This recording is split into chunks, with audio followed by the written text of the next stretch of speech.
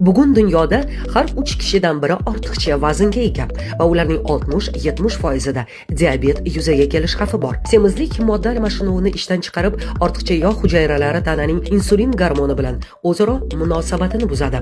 Qonda qand miqdorini oshiradi. Tana massasi indeksi 30 va undan yuqori bo'lgan odamlarning 80% da ikkinchi tip qandli diabetga chalinish xavfi yuqori. Yog' to'qimalari oshqozon osti beziga bosim o'tkazish natijasida u insulinni yetarli miqdorda ishlab chiqarishga qiynaladi. Shu bois ortiqcha vaznli odamlarning diabetga chalinish ehtimoli 4-5 barobar balandroq. Faol harakat qiluvchi va sog'lom ovqatlanishga rioya etuvchi odamlarning diabetga yo'liqishi 50% ga qisqaradi. Bunda har kuni muntazam ravishda atigi 30 daqiqa piyoda yurish yoki yengil jismoniy mashqlar qilish orqali ortiqcha kilogramlardan xalos bo'lib, metabolizmingizni yaxshilash mumkin. Kundalik taomnomadan shakar va yuqori kaloriyali mahsulotlarni chiqarib tashlab, evaziga sabzavotlar, mevalar va yog'siz oqsillarni ko'proq iste'mol qilish vaznni 5-10% ga, diabet xavfini esa 58% ga qisqartiradi. Vaznning ortiqchasi xastalik debochasi.